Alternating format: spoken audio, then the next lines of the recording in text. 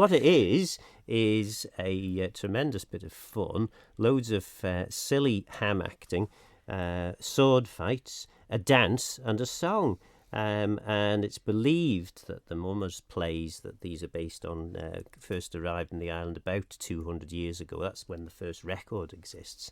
And interestingly, there's a report from 1956 from Castletown saying, I believe Christmas traditions are on the way back and that Castletown is making the first move in this respect.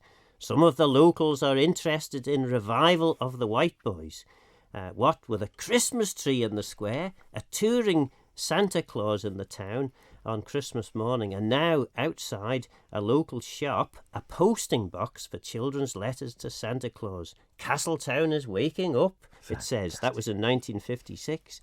The Whiteboys, or the Quite Boys as they might have been called, tremendous fun. Starting on Saturday the 19th at 10 o'clock outside Port St Mary Co-op. Then at I'll get it right here. There's another one at 10:30 at Port Erin Railway Station, 10:55 outside ShopRite at Port Erin, 11 a.m. Castletown Square. That's the world famous Whiteboys. 11:30 Castletown Square, the real Whiteboys. Then 12 noon Laxey Village Square. Again the world famous Whiteboys. 12:30 through till 3. The real Whiteboys will be performing throughout Douglas, mainly outside this Strand shopping centre. And 1 p.m. the world famous Whiteboys will be at Ramsey. Then at 3 o'clock they'll be at Peel in Michael Street. 4 o'clock the Southern Whiteboys will be performing in Michael Street, and the real Whiteboys will be I've got them mixed up now. I was going to say, you're doing well here. And then there'll be, loads and loads of Whiteboys. Yeah. So lots of opportunities to see them. It's don't try and understand it, because you never will. But Stephen Miller, who you may have heard of, he won the Rye Blaine of Annan, the big cultural award this year.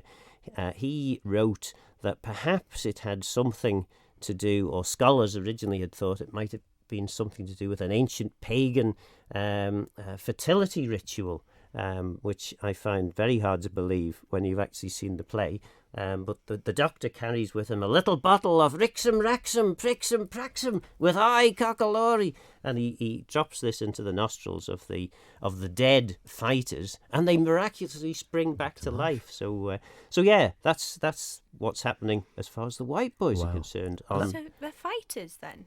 Yeah. Gosh, yes. There's real swords and everything. Oh my goodness. As is described in our health and safety announcements at the start, these swords are known to have cut through molten butter. They're that sharp. So we're talking serious there. Yes, so you do need to stand well back. I think it's fascinating as well. You were saying that it was coming back in 1956. Yeah. It was around when I was but a nipper, so in the sort of 1970s, the Whiteboys, you'd always see them down in Strand Street. Then it seemed to vanish for sort of 30 or 40 years, and now it's suddenly come back again. Yes, yeah. It certainly 10, 20 years, there seemed to have been a bit of a gap of Whiteboys, but last year I thought we should get the Whiteboys going again. It's great fun, which it is.